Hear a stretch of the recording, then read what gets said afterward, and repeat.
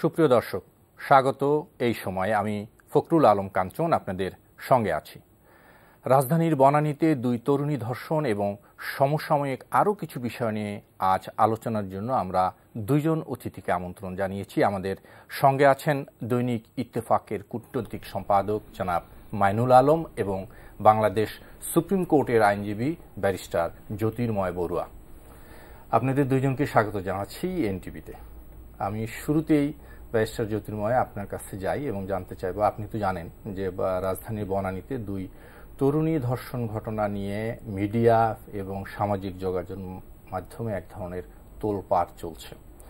এখন প্রায় এক মাস পর এসে আমরা যেটা দেখলাম এবং যে জিনিসটা এখন সবচেয়ে বেশি ঘুরপাক খাচ্ছে সেটা হলো যে এক মাস পরে ভিকটিম যে আইনের সুষ্ঠু ধারায় এটা বিচার প্রক্রিয়া সম্পন্ন হবে কিনা, যদিও তারা ইতিমধ্যেই নারী ও শিশু নির্যাতনে 22 ধারায় জবানবন্দি দিয়েছে, কিন্তু প্রশ্ন উঠেছে যে এতদিন পর হচ্ছে আলামত থাকবে কিনা, সুবিচার নিশ্চিত কিনা। ধন্যবাদ আপনাকে। খুবই ভ্যালিড একটা প্রশ্ন আপনি তুলেছেন এখানে, এবং এটা নিয়ে সন্দেহ হওয়াটাই স্বাভাবিক। এবং এই সন্দেহটা বা দ্বিধাদ্বন্দ্ব যে কারণে তৈরি হচ্ছে, আপনি যদি দেখেন যে এই ধরনের কিছু কিছু অপরাধ আছে, যেমন ধরেন রেপের কথাই ধরেন বা শারীরিক কোনো আঘাতের, অন্য কোনো ধরনের আঘাতের কথাই ধরেন, এইসব ক্ষেত্রে দেখবেন আমরা বিচারের ক্ষেত্রে সাধারণত মেডিকেল এভিডেন্সটাকে আসলে একটা বড় রকমের রোল প্লে করতে দেখি। যেমন আপনি যদি কাউকে হত্যার অভিযোগ করেন তাহলে তার পোস্টমর্টেম মেডিকেল রিপোর্টটা গুরুত্বপূর্ণ, আঘাতটা কিরকম ছিল। তো এইটা পরবর্তীতে মামলার ট্রায়ালের ক্ষেত্রে একটা বড় রকমের ব্যাপার। তো রেপের ক্ষেত্রে আসলে এটা একটা বড় রকমের ভূমিকা পালন করে। কিন্তু এই আপনি নিজেই বলেছেন যে তারা নারী শিশু নির্যাতন দমন আইনের 22 ধারাতে কিন্তু জবানবন্দি দিয়েছে। এইটা একটু আলাদাভাবে বোঝা দরকার। এটা কিন্তু যেন তেন কোনো নর্মাল আইন না, এটা স্পেশাল একটা আইন, নারী ও শিশু নির্যাতন দমন আইন। শুধুমাত্র এই নারী এবং শিশুদের প্রোটেকশনের জন্যই আইনটা। 22 ধারার জবানবন্দিটা কিন্তু আসলে মেডিকেল এভিডেন্সের চাইতেও বেশি গুরুত্বপূর্ণ এই রেপ বা নারী শিশু নির্যাতন দমন আইনের অধীনে যে সমস্ত মামলা হয় সেই সমস্ত ক্ষেত্রে। তারা যদি অভিযোগটি সঠিকভাবে করে থাকেন, যেটা আমি এই এফআইআরটা তারা যেটা করেছেন বনানী থানায় সেটা আমি পড়েছি। এফআইআর আসলে 3টা বিষয় খুব পরিষ্কারভাবে বলার প্রয়োজন হয়, যেগুলো আসলে আমাদের ট্রায়ালে আমরা সাধারণত আমাদেরকে প্রমাণ করতে হয়, প্রসিকিউশন থেকে দেখাতে হয় যে হ্যাঁ এই বিষয়গুলো ঠিক আছে, যে কোথায় কবে অপরাধগুলো হয়েছে এবং কিভাবে হয়েছে। এই 3টা জিনিস, টাইম, প্লেস এন্ড ম্যানার।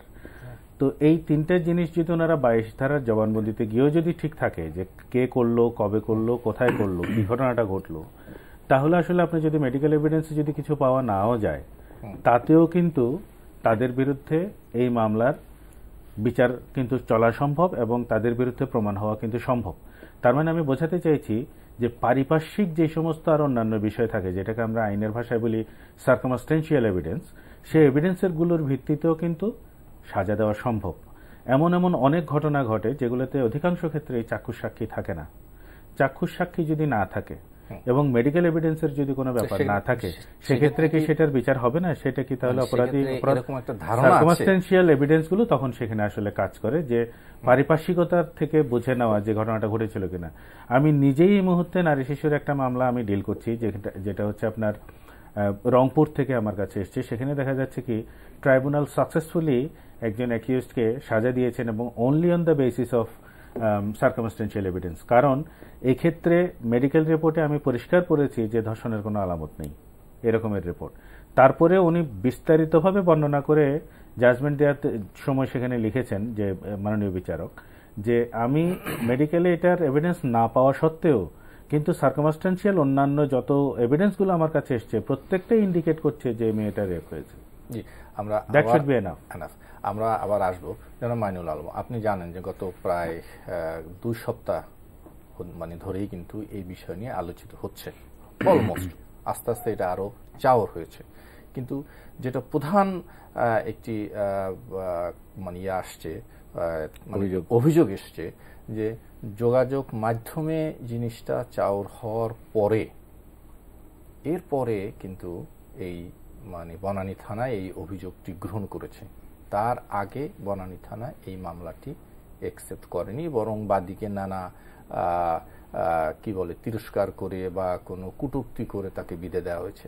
যে এরকম কিন্তু আরো অনেক ঘটনাই আছে সমাজের বিভিন্ন জায়গায়, থানা বা ঢাকা, রাজধানী ঢাকার বুকে বনানীতে এই ঘটনাটা ঘটাতে আমরা আজ আলোচনা করছি এবং আমাদের গণমাধ্যম সক্রিয়, সোচ্চার এবং নানা আঙ্গিকে print media, electronic media report করছে, অনলাইনগুলো খবর আসছে, যার ফলে এটা একটি তদন্ত পর্যায়ে আছে এবং আমি মনে করি একটি ভালোভাবে ধরা হয়েছে। কিন্তু ব্যাপারটা তো এর বাইরেও থাকতে পারে, এর বাইরেও আমাদের অজানা অনেক ঘটনা আছে। এটা যখন হলো, অভিযোগকারিনী কিংবা ভিকটিম যারা এসে যখন মামলার প্রক্রিয়া শুরু করলো, অভিযোগ দিতে চাইলো, তখন পুলিশ নিচ্ছিল না, গড়িমসি করছিল। এটা কিন্তু পুলিশের একটা কমন ফেনোমেনা, একটা কমন সাধারণ প্রবৃত্তি। বিশেষ করে এই ধরনের অভিযোগের ক্ষেত্রে তারা অন্যমুখী কথাবার্তা এবং দেখে যে কার বিরুদ্ধে অভিযোগ, সে কার ছেলে, তার পেছনে কারা আছে, কোন পরিবারের ছেলে, এগুলো দেখে।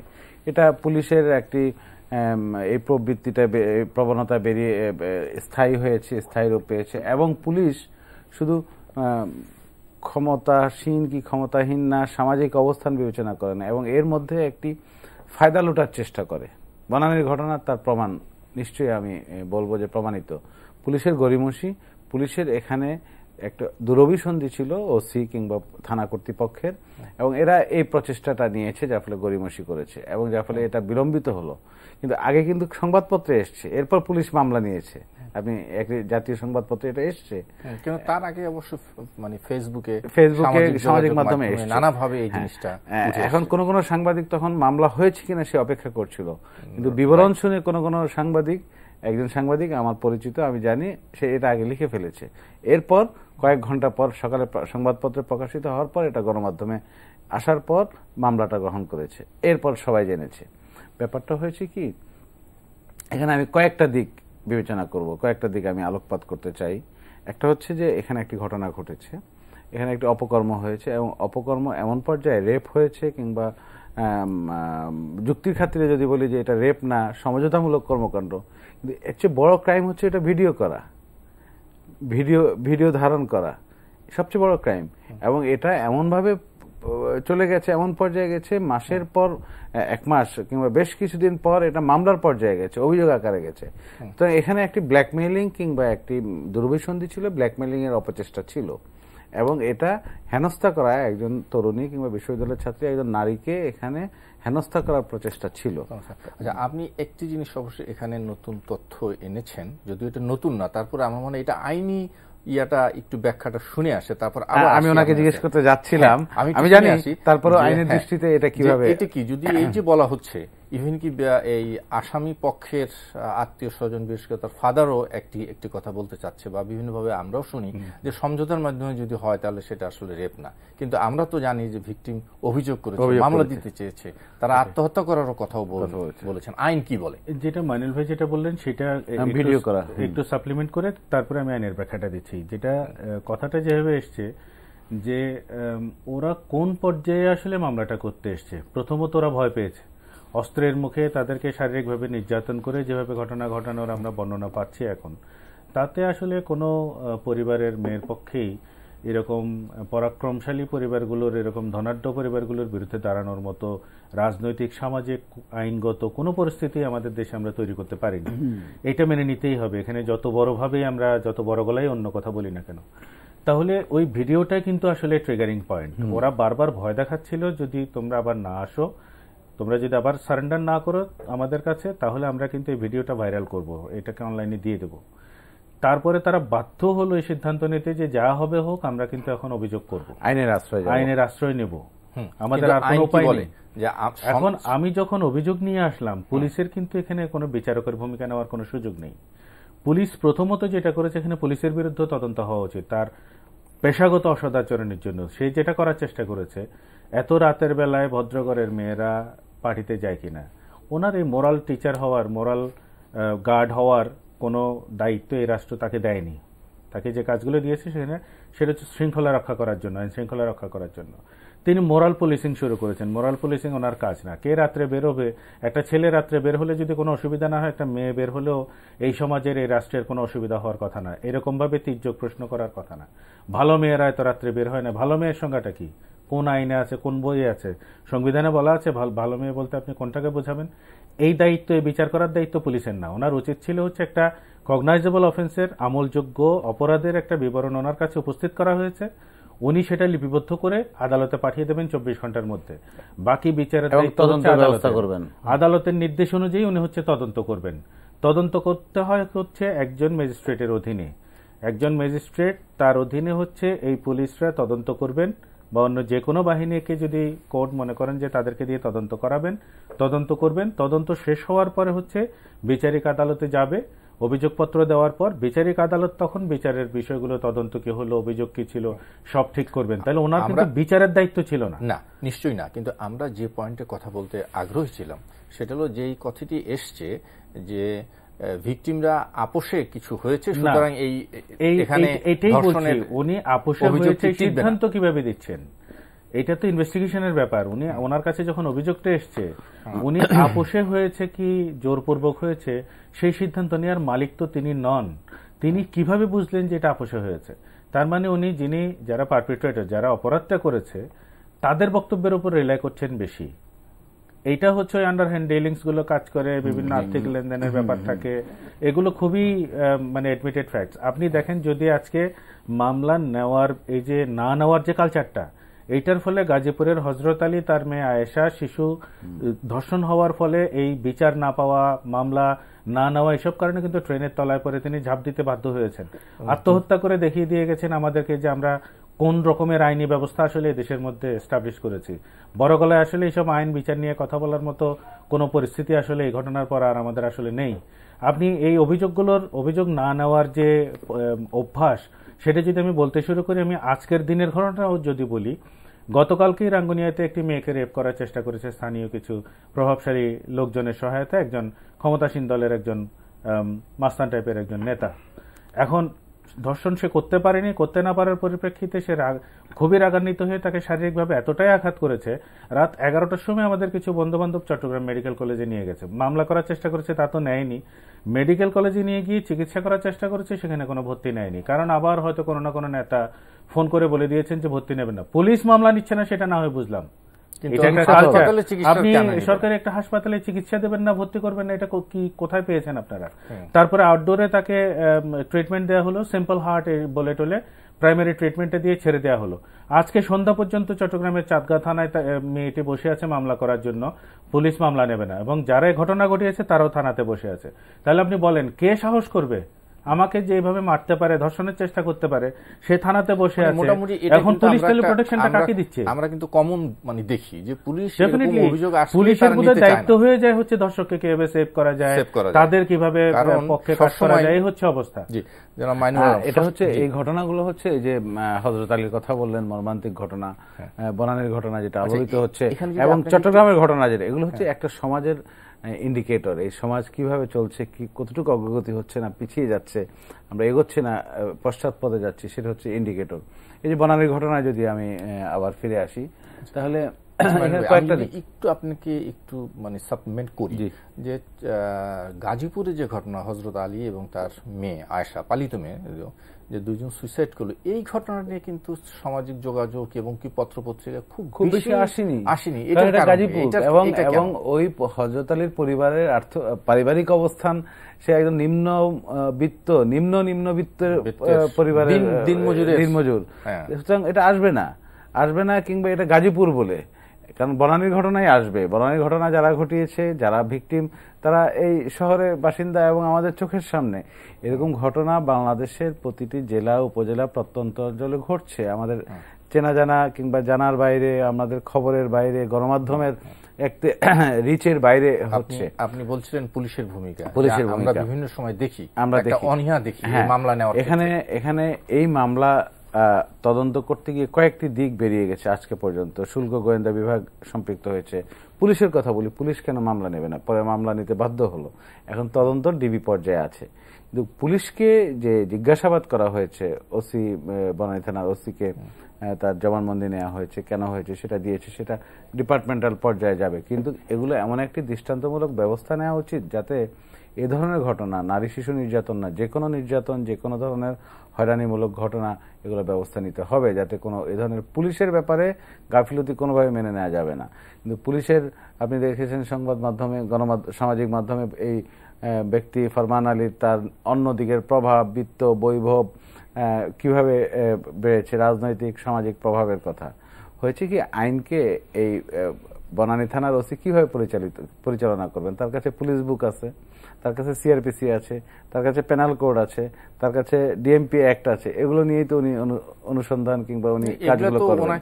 এগুলো বালাই নেই, এইটা করার তো ওনাকে মানে বলে নাই যে একদম ভিকটিম। আর আমি একটু সামাজিক দিকটা একটু বলতে চাই যে এই যে দুজন অপরাধী যারা ধরা পড়েছে, এখনো 3 জন, নাইম আশরাফ বাকি, ড্রাইভার বাকি, আরেকজন লোক বাকি, বডিগার্ড বাকি এখনো ধরার বাইরে, এবং ড্রাইভারের হাতে মোবাইলে ওই ভিডিও করার ব্যাপারটি আছে।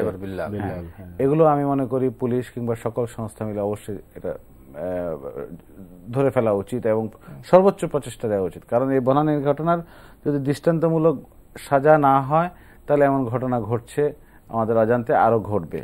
আচ্ছা, এখন আসি এই যে বনানী ঘটনার ব্যাপারে কথা এসছে যে আপন জুয়েলার্সের কতটুকু সম্পৃক্ততা আছে, বাবার ব্যবসায়িক প্রতিষ্ঠানের সম্পৃক্ততা আছে, সম্পৃক্ততা নাই, আমি মনে করি আছে।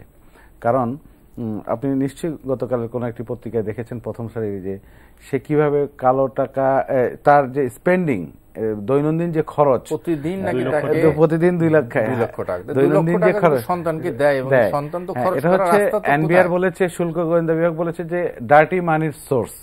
হ্যাঁ, একটি পরিবার যখন ব্যবসায়িক পরিবার, সে যখন প্রচুর বিত্ত বৈভবের মালিক হয় এবং প্রচুর অর্থ সমাগম হয় তার পরিবারে, বৈধ এবং অবৈধ উভয় উপায়ে, তখন এটা যায় তার সন্তানের উপর। সন্তান তখন বিপুল পরিমাণে অর্থ খরচ করছে, জবাবদিহিতার ঊর্ধ্বে উঠে, এবং সেই সন্তান হয়ে গেছে একজন সাবালক কিংবা প্রাপ্তবয়স্ক সন্তান, সে বেপরোয়া হয়ে গেছে। সে কখনো কেনাকাটার ক্ষেত্রে, সে তার বন্ধু বান্ধবদের পরিচালনার ক্ষেত্রে সঙ্গ নিয়ে বেপরোয়া হয়ে গেছে, তারই ঘটনার পরিবর্তন। সুতরাং এই দায় পিতাকে নিতে হবে। পিতার ব্যবসার উৎসের উপর যে সন্ধান চলছে, আমি এটাকে সর্বান্তকরণের সমর্থন করি, এবং যেভাবে এই যে জবাবদিহিতার আওতায় আনা হচ্ছে, এখন প্রশ্ন হচ্ছে আপন জুয়েলার্সের এই 5টা ব্যবসায়িক প্রতিষ্ঠান শোরুমের উপর কেন এটা তো ধরাই পড়ছে যে সে যে বৈধভাবে সোনা আমদানি করে যে বিক্রয় করার যে কথা, তার চেয়ে অবৈধ সোনার পরিমাণও আছে। না, এই জিনিসটা নিয়ে কিন্তু একটু বিতর্ক আছে, ভিন্ন মত আছে যে এতদিন তাহলে এই সমস্ত এই যে শুল্ক গোয়েন্দা বা তদন্ত বিভাগ তারা কি করেছে, আমরা এই বিষয়ে করেছে একটি ঘটনার প্রেক্ষিতে আরেকটি ঘটনার এটা অনুসন্ধান হয়, এটা হতে পারে। আপনি মনে করেন বাংলাদেশে, ঢাকায় যদি 100টি জুয়েলারি থাকে, 100টি জুয়েলারি একই ধরনের কর্মকাণ্ডগুলো করা উচিত, কিন্তু করা হয়নি, সে কালচার গড়ে ওঠেনি। আমরা এমন একটি সময়ের দিকে ধাবিত হচ্ছি যে সবাই জবাবদিহিতা করতে হবে। এই ছেলেটি, আমিন জুয়েলার্সের ছেলে, 2 লক্ষ টাকা প্রতিদিন যদি সে ব্যয় করে থাকে, খরচ করে থাকে পকেট মানি, সে তার বাবা তাকে দিল, তাহলে বাবার ব্যবসায়িক ভলিউমটা কেমন সেটা দেখতে হবে, এবং সে ব্যবসায় কতটুকু বৈধ আয়, কতটুকু অবৈধ আয়, কতটুকু ভিন্ন পথে আয়, এটা দেখতে হবে। এটা বোধহয় জবাবদিহিতার মধ্যে আনতে হবে। এখন আরো 10টা জুয়েলারি তো আক্রমণ করা সম্ভব না, কিংবা এই ঘটনার প্রেক্ষিতে এটি একটি দৃষ্টান্ত হিসাবে প্রতিপালিত হবে, এবং আমরা দৃষ্টান্ত হিসেবে দেখব শুধু আমিন জুয়েলার না, এর বড় বড় ব্যবসায়ীদের, তার সন্তানদের, বিত্তশালীদের সন্তানদের। আমি কোনো খারাপ দৃষ্টিতে বলছি না, এই সমাজের জন্য এটা প্রয়োজন। তবে এই সমাজের বিশ্ববিদ্যালয় পড়ুয়া বনানীর এই ঘটনার দ্বারা এখন যে বিভিন্ন তথ্যচিত্র বেরিয়ে আসছে, সূত্র বলছে যে বনানী, গুলশানে এই হোটেল কালচার, সোকল কিছু উচ্চবিত্ত সন্তানদের পার্টি জীবন, এগুলো নানা কথা, আমরা এই কথাগুলো শুনি। রেইনট্রি হোটেল নিয়ে আমার কিছু বলার আছে, হোটেল, আরো কিছু বিষয় আছে ভিকটিমের নিরাপত্তার বিষয়টা, সাক্ষী সুরক্ষার অনেক কিছু আছে, থাকবে। তা আমরা এই আলোচনা করব।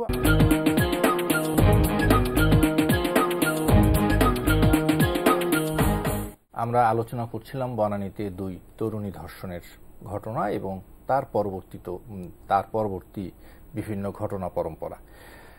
এই ধর্ষণের ঘটনা যেখানে ঘটেছে, প্লেস অফ অকারেন্স, সেই বনানীর রেইনট্রি হোটেল নিয়ে আমি একটু বলতে চাই। রেইনট্রি হোটেলের দায়িত্ব আসি, একটু আইনি ব্যাখ্যাটা শুনে আসি। এখন এই রেইনট্রি কর্তৃপক্ষ কিন্তু তারা বলছে যে তারা কোনো চিৎকার চেঁচামেচি শুনে নাই, কোনো রকমের কোনো ব্যত্যয় হয়নি, এরকম কোনো অঘটন ঘটেনি, তাদের দায়িত্বটা কতখানি আইনের দৃষ্টিতে তাদের কোনো আওতায় আনা যায় কিনা? অবশ্যই আপনি যদি ওনাদের প্রথম থেকে আমাদের মিডিয়াতে যখন থেকে বক্তব্যগুলো আসছে সেগুলোকেও যদি একটু সামারাইজ করার চেষ্টা করেন যে ওনারা প্রথম দিন কি বলেছিলেন, দ্বিতীয় দিনের স্টেটমেন্ট কি হচ্ছে, তৃতীয় দিন বা আজকে পর্যন্ত রেভেলেশনটা কি, ওখান থেকে বিদেশি মদ উদ্ধারটা আমরা বিভিন্ন টিভিতে সংবাদে দেখছি গতকালকে থেকেই যে উদ্ধার হয়েছে। কিন্তু তারা প্রথম থেকে যে কথাগুলো বলেছিলেন যে সময়টায় ঘটনার কথা বলা হচ্ছে মার্চের 27 তারিখ, ওই সময় আসলে রেন্ট্রি উদ্বোধন করাই হয়নি।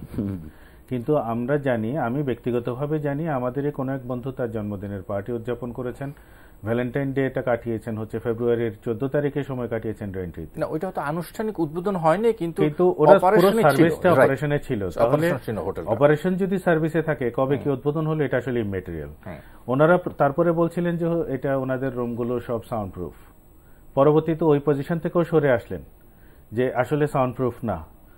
তারপরে আমরা শুনতে পাইনি এখানে চেক করার সময় আর্চওয়ে ছিল না। উদ্বোধনের প্রশ্নটা আসছে এই জন্য যে বোধহয় চেকিং এর আর্চওয়েটা ছিল না, এটাকে ওনারা সাপ্লিমেন্ট করার জন্য মানে সিসিটিভির ফুটেজের কথাও তারা বলেছে যে ফুটেজগুলো নাই, তারা বেশি থাকে না।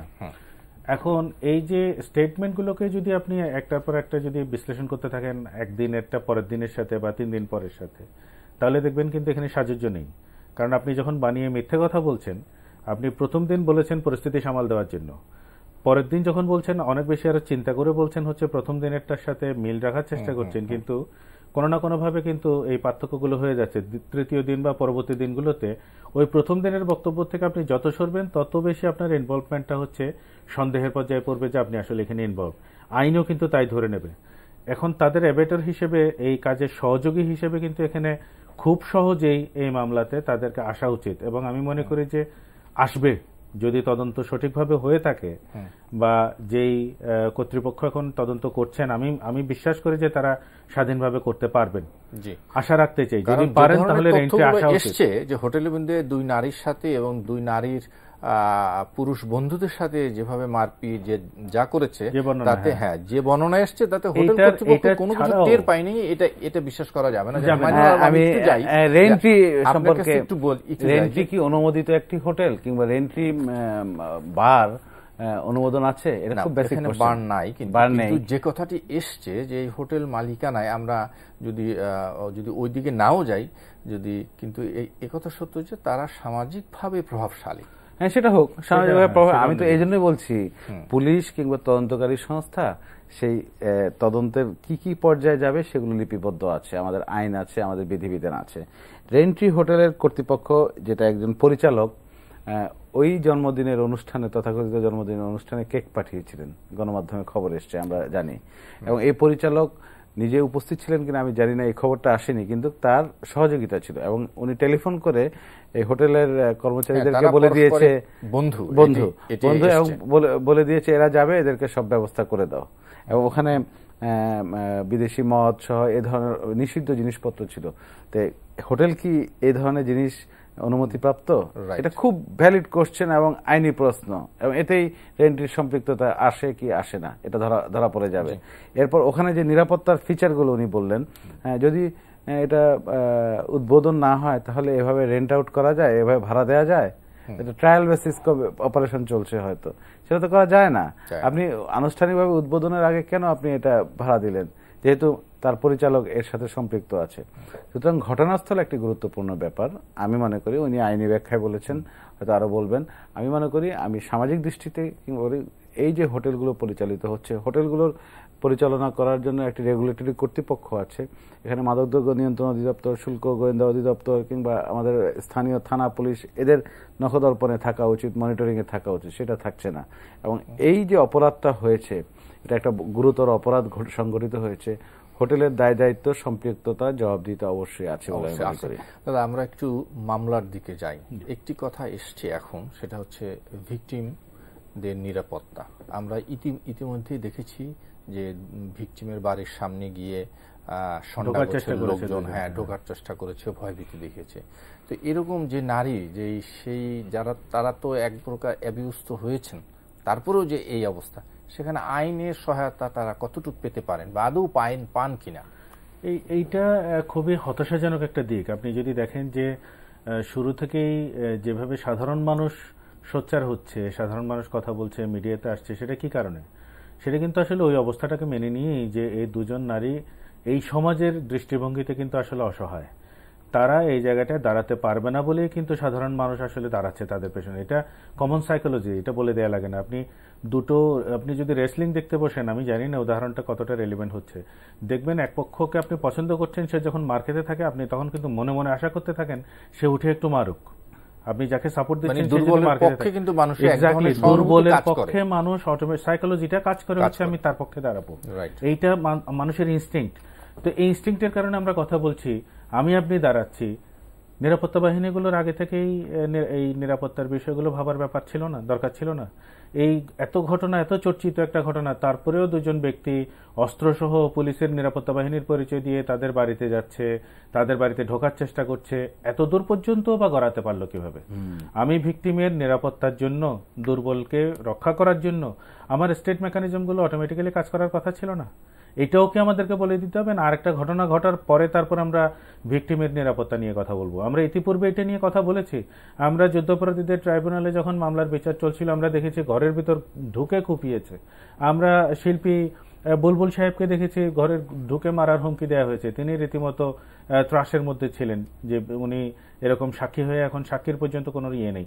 সাক্ষীর নিরাপত্তা তো একটা ব্যাপার, আর ভিকটিমের নিরাপত্তাটা আরেকটা ব্যাপার। ভিকটিম, আপনি যদি ভিকটিমকে যদি সেভ করতে না পারেন, তার যদি কোনো না কোনো ধরনের এরকম কোনো অনাকাঙ্ক্ষিত কোনো ঘটনা ঘটে যায় তাদের সাথে, তাহলে আপনি মামলাগুলোর বিচার করে কাকে আসলে ন্যায় বিচার প্রতিষ্ঠার জন্য ফাইট করছেন, কাকে দেবেন বিচার? কিন্তু এটা কোনো আইন কিন্তু নেই, মুশকিল। আমাদের দেশে এখনো পর্যন্ত সাক্ষী সুরক্ষা বলেন বা ভিকটিমদের সুরক্ষার জন্য কোনো আইন নেই। কিন্তু কিছু কিছু মেকানিজম আমাদের এখানে শুরু হয়েছে। যেমন ধরেন, একটা সময় আমাদের একটা কনসেপ্ট ছিলই না, সেটা হচ্ছে victim support centre. One stop crisis সেন্টারগুলো এসছে, ভিকটিম সাপোর্টের জন্য সেন্টারগুলো এসছে। বেশ কিছু ডেডিকেটেড অফিসার ওখানে কাজ করছেন, অনেকের সাথে আমাদের পরিচয় হয় এই পেশাগত কাজগুলো করতে গিয়ে। সেখানে যে একদম কিছু কাজ হচ্ছে না তা না, কিন্তু সেই পর্যায়টা হচ্ছে ভিকটিমকে সাপোর্ট দেওয়ার জন্য সেখানে কারা যাচ্ছেন, ওটা হচ্ছে অধিকাংশ ক্ষেত্রে এই ধরনের যাদের সামাজিক পরিচয় আছে, যারা বাড়িতে থাকছেন, ঢাকায় যারা স্থায়ী, সেরকম লোকগুলো কিন্তু ভিকটিম সাপোর্টে গিয়ে সাপোর্ট পাচ্ছেন না। অর্থাৎ ভাসমান বা অপ্রাপ্ত বয়স্ক এরকম কারো যদি সাপোর্টের কোনো ব্যাপার থাকে বা তার আসলে পারিবারিক বা অর্থনৈতিক অন্য কোনো সাপোর্ট আর কোথাও নেই, সেসব ক্ষেত্রে হয়তো এরা গিয়ে ওই সাপোর্টগুলোতে পাচ্ছেন, কিন্তু নিরাপত্তার জায়গাটায় কিন্তু কোনো আইন নেই। আমি এই ভিকটিমের প্রসঙ্গে একটু বলতে চাই, যেটা বলছেন যে ভিকটিমের ওখানে গিয়ে হামলা দেওয়ার, হুমকি দেওয়ার ঘটনা ঘটেছে। পাশাপাশি আমি খুব সচেতনভাবে বলতে চাই একজন গণমাধ্যমের প্রতিনিধি হিসেবে, এই যে যারা ভিকটিম, আপনি জানেন সামাজিক মাধ্যমে, ফেসবুক সহ বিভিন্ন জায়গায়, বিভিন্ন মাধ্যমে খুব কড়াভাবে সমালোচনা এসছে আমাদের গণমাধ্যমের উপর, যে কোনো আমরা গণমাধ্যমের প্রতিনিধি, গণমাধ্যম প্রতিষ্ঠানের কর্মী ওখানে গিয়েছে, তাদের বক্তব্য নেওয়ার চেষ্টা করেছে, তাদের পরিচয় প্রকাশ করার চেষ্টা করেছে, তথ্য সংগ্রহ করেছে। এটা বোধহয় আমরা ঠিক মতো দায়িত্বশীলতার ভূমিকা পালন করতে পারেনি। গণমাধ্যমের সংকীর্ণতা কিংবা দুর্বলতা হচ্ছে এটা। মেইন স্ট্রিমের যারা গণমাধ্যমের সংবাদ কর্মীরা নিশ্চয়ই এটা মূলধারা বলবো না আমরা, কিছু কিছু প্রতিষ্ঠান গেছে। এটা আমাদের অবশ্যই সচেতন হওয়া দরকার, কারণ গণমাধ্যম আমরা সংবাদ পরিবেশন করব, সংবাদ প্রচার প্রকাশ করব, কিন্তু তার পাশাপাশি একটি আমরা নীতিমালা, আমরা এথিক্স আমরা অবশ্যই মেনে চলবো। আমরা কখনোই ভিকটিম, নির্যাতিত, বিশেষ করে নারীর ক্ষেত্রে তার পরিচয় প্রকাশ করা তো একেবারে আইনের বিধান অনুযায়ী আমরা পারি না। কিন্তু আমি আপনার কাছে আরেকটি বিষয় একটু দৃষ্টিপাত করতে চাই, সেটা হলো যে এই বনানীর ঘটনা প্রকাশ হওয়ার পর আমাদের কিন্তু একটা অন্ধকার দিক তুলে এসছে, বিশেষ করে তরুণীদের বিষয়ে, উচ্চবিত্ত তরুণ। এটা একটি খুবই ভয়াবহ ঘটনা। এটা ভয়াবহ দিক, কালচার, উদ্বিগ্ন হওয়ার দিক। এটা আপনি ঠিকই বলেছেন। হোটেল কালচার বলেন কিংবা সোকল সামাজিক যে একটি আপরাইটনেস বলা হয়, ফাস্ট ফরওয়ার্ডনেস বলা হয়। আরেকটি জিনিস আমি বলি, একজন হোটেল ব্যবসায়ী যিনি, তার একটি হোটেল রয়েছে বনানীতে, তারা বলেছে, উনি আমাদের কাছে বলেছেন যে ভাই, বহু তরুণী বিশেষ করে বিশ্ববিদ্যালয়ের ছাত্রছাত্রীরা আসে, তারা খুব স্বল্প সময়ের জন্য রুম চান, অ্যালকোহল নিয়ে ঢুকতে চান, যখনই এটা এখানে বাধা দেওয়া হয়, বিরতি করা হয়, নানাভাবে তারা প্রভাবিত করেন। হ্যাঁ, এটা হচ্ছে যে এই অবস্থাটা, এটা একটা অবক্ষয়, সামাজিক অবক্ষয় অবশ্যই এটা সামাজিক দুর্বলতা, সামাজিক মূল্যবোধের অভাব, অবক্ষয় অবশ্যই বলবো। দেখুন, এখানে তরুণ তরুণীরা এই পথে যাচ্ছে কিংবা এ ধরনের বিশ্ববিদ্যালয়ে পড়ে কিংবা পাশ করে এই অবস্থায় যখন এ ধরনের প্রবণতা যখন থাকে, এটা বাংলাদেশের মতো সমাজ ব্যবস্থায় অবশ্যই আমি এটা পরিবারকে এবং সমাজ এবং পরিবারকে দায়ী করব।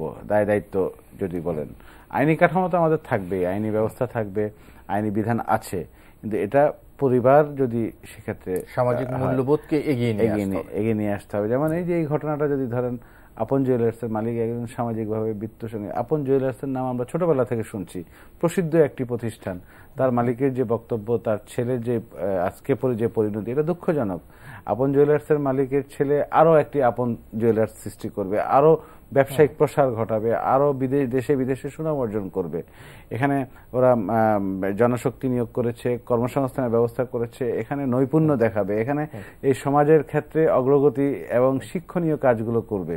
কিন্তু এখানে অবৈধ অর্থের যে যোগান হচ্ছে এবং আয় হচ্ছে, তার প্রেক্ষিতে যে ঘটনাগুলো ঘটলো, এটা তো কোনো শুভ লক্ষণ নয়। একটি দিলদার সাহেবের একজন ছেলে অপরাধী সাব্যস্ত হলো, কিংবা ওই যে তেজগাঁ লিংক রোডের ওই ভবনটির, ওই রেস্টুরেন্টের ভবনের মালিকের ছেলে যে ঘটনা ঘটালো, এটা আজকে আমাদের ধরা পড়লো, কিংবা আমরা এটা এর দাবিতে সোচ্চার মানববন্ধন হচ্ছে। এর বাইরে কি কোনো ঘটনা নয়? এই জন্য পরিবার থেকে, এটা ফ্রম হোম অর ফ্যামিলি, এই প্রক্রিয়াটা শুরু করতে হবে। এখানে পারিবারিক শিক্ষা, প্রাতিষ্ঠানিক শিক্ষা, মূল্যবোধের শিক্ষা এবং সামাজিক শিক্ষা, এটা আজকে আমাদের বলতেই হবে।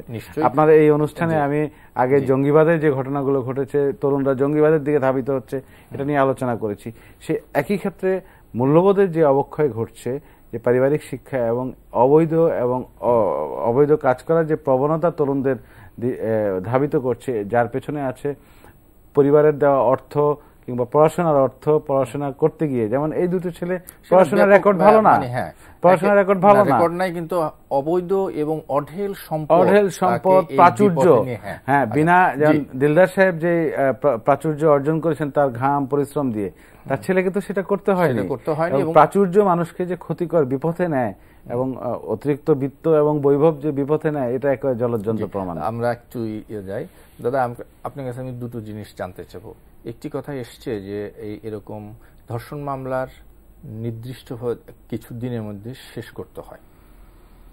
আমরা যদি মনে করি যে এই মামলাটি বিচার কার্য শেষ হতে কিরকম সময় লাগতে পারে, অথবা আইনি কোনো জটিলতা তৈরি হতে পারে কিনা, অনেকেই আশঙ্কা প্রকাশ করছে, শঙ্কা প্রকাশ করছে যে যেহেতু আসামিরা প্রভাবশালী, এখানে অনেক কিছু জড়িত আছে, প্রভাব, অবৈধ সম্পদ, হয়তো এটি সেভাবে এগোবে না। এগুলো হচ্ছে আমাদের গ্রাউন্ড রিয়েলিটি, এবং পারসেপশনটা তো তৈরি হয় আসলে বিভিন্ন ফার্স্ট এক্সপেরিয়েন্স থেকে। কোনো এক্সপেরিয়েন্স, কোনো ঘটনার ক্ষেত্রে তো আমাদেরকে সেদিকেই লিড করে, এবং বনানীর ক্ষেত্রে বোধহয় সাধারণ মানুষের ফুঁসে ওঠার বা এরকম প্রতিবাদী হয়ে ওঠার পেছনে ওইটাও একটা কারণ, যে এখানে একটা ক্লাস স্ট্রাগলও কিন্তু আছে, যে পয়সার থাকলেই ধনিক শ্রেণী কিন্তু কোনো না কোনো ক্রমে এই আইন বলেন, বিচার বলেন, এই ব্যবস্থাগুলোকে বুড়ো আঙ্গুল দেখিয়ে তারা পার পেয়ে যাওয়ার একটা টেন্ডেন্সি আমাদের এখানে কিন্তু আছে। এই পারসেপশনটা সাধারণ মানুষের মধ্যে, এটা দূর করতে গেলে অনেক পরিশ্রম করার ব্যাপার আছে। এখানে আপনি যদি দেখেন যে মূল প্রবলেম যে জায়গাটা হবে, আপনার একটা নির্দিষ্ট সময়ের মধ্যে আসলে তদন্তটা শেষ করতে হয়। এটা 6 উইকসের, এগুলো হচ্ছে আপনার আইনের মধ্যে যে সময়টা আছে, তার মধ্যে আবার কিছু এক্সেপশনও দেওয়া থাকে, যে যদি না হয় তাহলে আবার অ্যাপ্লিকেশন করে এই সময়টা বাড়ানো যেতে পারে। সেইটাও আমি না হয় ধরে নিলাম যে উনি ওই 6 সপ্তাহে, কথার কথা 6 সপ্তাহে ওনারা তদন্তটা শেষ করলেন। তদন্ত শেষ করতে গিয়ে আপনার ট্রায়াল শুরু করার আগে কিন্তু একটা বিষয় কিন্তু নিশ্চিত হওয়া লাগে, সেটা হচ্ছে যে কজন ব্যক্তির বিরুদ্ধে অভিযোগ এসছে তারা প্রত্যেকেই গ্রেফতার হয়েছেন কিনা বা জামিনে আছেন কিনা। আমরা কিন্তু এইমাত্রই জানলাম যে ড্রাইভার বিলাল এবং বডিগার্ড গ্রেফতার হয়েছে। আচ্ছা, তাহলে আমাদের এটা একটা ভালো সংবাদ। তাহলে আমরা আপাতত 4 জন পেয়ে গেলাম, আর একজন শুধুমাত্র বাইরে থাকছে এজাহারভুক্ত আসামিদের মধ্যে। অন্য যারা সম্পৃক্ত আছেন তারা তো তদন্তের পর্যায়ে তাদের নাম আসবে, সেটা চার্জশিটেই নাম চলে আসতে পারবে। কিন্তু যারা এফআইআরেই যাদের নাম আছে প্রত্যেকে যদি হাজির না হন, অনেক ক্ষেত্রে তদন্তকারী কর্মকর্তা অপেক্ষা করেন যে তাকেও আসলে গ্রেফতার করার জন্য। এখন আপনি বিল্লালের কথা বললেন এবং আরেকজন যার কথা বললেন, সে ছাড়া কিন্তু যে বডিগার্ড ধরা পড়েছে, তাহলে যে ধরা পড়েনি সে কিন্তু প্রভাবশালীদের মধ্যে একজন। তার ধরা না পড়াটাও কিন্তু বিভিন্ন রকমের ইন্ডিকেশন তৈরি করে যে কত তাড়াতাড়ি ধরা পড়বে, কি হয়তো আসার প্রসেসগুলো হতে একটু সময় লাগছে, ক্লিয়ারেন্স হয়তো সব জায়গায় হচ্ছে না। তা এখন এই জায়গাটাই যেটা বলার ব্যাপার যে ওরা যদি সবকটা গ্রেফতার হয়ে যায় এবং যদি পুরো বিষয়টাকে যদি এক সপ্তাহের মধ্যে উনি ইনভেস্টিগেশন শেষ করতে পারেন, এক সপ্তাহে ওনার তদন্ত রিপোর্ট সাবমিট করতে আইনগতভাবে কোনো বাধা নেই। তদন্ত রিপোর্টটা যে ম্যাজিস্ট্রেটের অধীনে তদন্তের কাজটা কমপ্লিট হচ্ছে, উনি রিপোর্টটা পাওয়ার পর উনি আর বিচার করবেন না। উনি এটি যেহেতু ট্রাইব্যুনাল দ্বারা বিচার্য, ট্রাইব্যুনালের কাছে পাঠিয়ে দেবেন। এরপরে ট্রাইব্যুনাল কগনিজেন্সে নেবেন ব্যাপারটা। কগনিজেন্সে নেওয়ার পরে তারিখ পড়বে অভিযোগ গঠনের জন্য। অভিযোগ গঠন হলো দেন আসলে বিচার প্রক্রিয়া শুরু হয়ে গেল। তো ওই জায়গাটায় জটিলতা আমি খুব একটা দেখছি না, যেহেতু আমাদের গ্রেফতারের আপডেটটাও যেহেতু দিলেন। এইটা গ্রেফতার না থাকলে অনেক সময় তাদের অপেক্ষা করতে হয় অনেক লম্বা সময়, সেক্ষেত্রে ওই সময়টা বারবার বৃদ্ধি করার ব্যাপার থাকে, মামলাটা ঝুলে যাওয়ার ব্যাপার থাকে। আর সময় যতটা যেতে থাকে ততটা বিভিন্ন ধরনের নেগোসিয়েশনস, বিভিন্ন ধরনের পাওয়ার প্র্যাকটিস আমাদের দেশে যা হয়, এর সাথে দেখবেন কোনো না কোনো ক্রমে যদি পলিটিক্স জুড়ে যায় তাহলে আরো হতাশা তৈরি হতে থাকে, আরো ঝুলতে থাকে।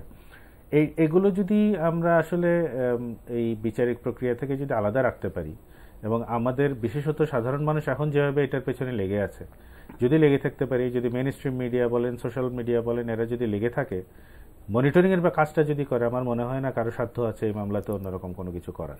আমি আশাবাদী, আমরা আশাবাদী যেন মানিউল আলম আপনার। হ্যাঁ, এটা শেষ কথা। এই যে আপনি যে তথ্যটা দিলেন, আমি আশাবাদী এই অর্থে যে বিভিন্ন পর্যায়ে তদন্ত, যিনি এই সুপারভাইজিং কর্মকর্তা, তিনি কিন্তু গোয়েন্দা পুলিশের, গোয়েন্দা পুলিশের যে বলেছিলেন যে এই তদন্তটি একটি আইডল তদন্ত হয়ে থাকবে, একটি আদর্শ তদন্ত হয়ে থাকবে। তাদের মোরালিটি দেখে কিন্তু, তাদের বডি ল্যাঙ্গুয়েজ দেখে কিন্তু মনে হচ্ছে যে তারা সত্যি অর্থেই এই যে একটা ফল পেলাম এই মাত্র, রাইট, যে তাদেরকে তো এটা আমি এই যে ডিবির গোয়েন্দা পুলিশের যে তৎপরতা এবং কর্মকাণ্ড আস্থা রেখে বলতে চাই। শুল্ক গোয়েন্দাও কেউ বলে ঠিক করছে না, আমি মনে করি যে উৎসে যে যুক্তি, আপনি শুল্ক গোয়েন্দার ডার্টি মানির সোর্স থেকে এই অপরাধ হয়েছে, একটা অপরাধের পেছনের অপরাধ, নেপথ্য কারণ সেটা বের করা হচ্ছে, এটা উৎস অবৈধ অর্থ কিংবা আনঅ্যাকাউন্টেড মানি যদি ধরেন, তাহলে এটা ঠিক আছে। এই বিভিন্নমুখী তদন্তগুলো হচ্ছে এবং এটা একটি সুন্দর পরিসমাপ্তিতে আসবে। কেন আসবে? এই সামাজিক অবক্ষয় রোধ করার জন্য প্রয়োজন, আমাদের এই সমাজকে টিকিয়ে রাখার জন্য, অগ্রগতির জন্য এটা প্রয়োজন। সমাজ আমরা যে ভেঙে চুরি, আমরা যে সমাজের ইন্ডিকেটরগুলো, নেতিবাচক সূচকগুলো আমরা দেখতে পাচ্ছি, এসব ঘটনা, সেটাকে রোধ করার জন্য এটা প্রয়োজন। এই প্রয়োজন এর করতে চাই কারণ আমরা এখানে শিক্ষা দিতে চাই, এখানে একটা দৃষ্টান্ত স্থাপন করতে চাই যে কোনো কাজ যে কোনো ইচ্ছা করলেই অপ্রাপ্তবয়স্ক হোক, প্রাপ্তবয়স্ক হোক অথবা সদ্য প্রাপ্তবয়স্ক হোক, তরুণরা করতে পারে না। পরিবার এখানে বাধা, সমাজ বাধা, আইন বাধা, বিচার বিভাগ বাধা, সবকিছু বাধা। এই যে বাধার ভয়গুলো যদি মাথার মধ্যে কাজ করে, তাহলে বেপরোয়া মনোভাব, বেপরোয়া পথ থেকে চলে আসবে, এরা ফিরে আসবে। এটাই সবচেয়ে বড় দৃষ্টান্ত বলে আমি মনে করি এবং আমরা সেই প্রত্যাশায় থাকতে পারি। একটা বিষয় শুধু একটু শেষ কথা বলে আমি একটু অ্যাড করতে চাই, সেটা হচ্ছে কোনো জায়গায় আসলে এই আলোচনাটা আসলো না যে গানম্যান ওনারা পান কোন আইনে। আমি আইনজীবী হয়ে কিন্তু অনেকখানি খোঁজার চেষ্টা করেছি। অস্ত্র আইন যেটা আছে আমাদের, আর্মস অ্যাক্ট, যেটা আর্মস অ্যাক্টে কখন কে অস্ত্র পেতে পারেন, বা ডিসি সাহেবরা কোন কোন নীতিমালার অধীনে আপনি হ্যান্ডগান পেতে, বেসরকারি গানম্যান যেভাবে পাচ্ছেন, এটা কোন আইনে পান, বা এই যে বড়লোকের ধনী ছেলেরা তাদের ছেলেদেরকে গানম্যান দিতে হয় কেন, তাদের সোশ্যাল ইনসিকিউরিটিটা কোন জায়গায়? এগুলো নিয়ে প্রশ্ন তোলার সময় এটা নিশ্চয়ই বেরিয়ে আসবে যে আসলে ওই দেহরক্ষীর প্রয়োজন, অস্ত্রটা কার নামে এমন করেন যে দেহরক্ষীর প্রয়োজন হয় তাদের। জি, দে আর নট পলিটিক্যাল পারসনস, বা তাদের এমন কোন রাইভালরি নাই যেটার কারণে বাংলাদেশে ব্যবসায়ীদের মধ্যে মারামারি, খুনাখুনি, ওপেন গোলাগুলি হচ্ছে। এরকম ইনসিডেন্ট তো আমাদের বিগত 30 বছর ঘটলেও তো একটা ইনসিডেন্টও দেখি না। তাহলে তাদের গানম্যান প্রয়োজন কি আসলে এই অপকর্মগুলো সিকিউর ভাবে করার জন্য গানম্যান, না তাদের পার্সোনাল সিকিউরিটির জন্য গানম্যান? বা বিত্ত এবং একটি ঘটনার পরে কিন্তু অনেক অপরাধ, অনেক অপকর্মর বিভিন্ন দিক বেরিয়ে আসে, কারণ 24 বছর বয়স্ক একজন বিত্তবানের ছেলে বয়স্ক যুবকের যুবক তরুণের গানম্যান কেন প্রয়োজন, এটা খুবই দেখার বিষয়। জনাব মইনুল আলম এবং ব্যারিস্টার জ্যোতির্ময় বড়ুয়া, আপনাদের দুজনকে ধন্যবাদ জানাচ্ছি। ধন্যবাদ। দর্শক, এই ছিল আমাদের আজকের আয়োজন। আগামী অনুষ্ঠানে আবার দেখা হবে। আল্লাহ হাফেজ।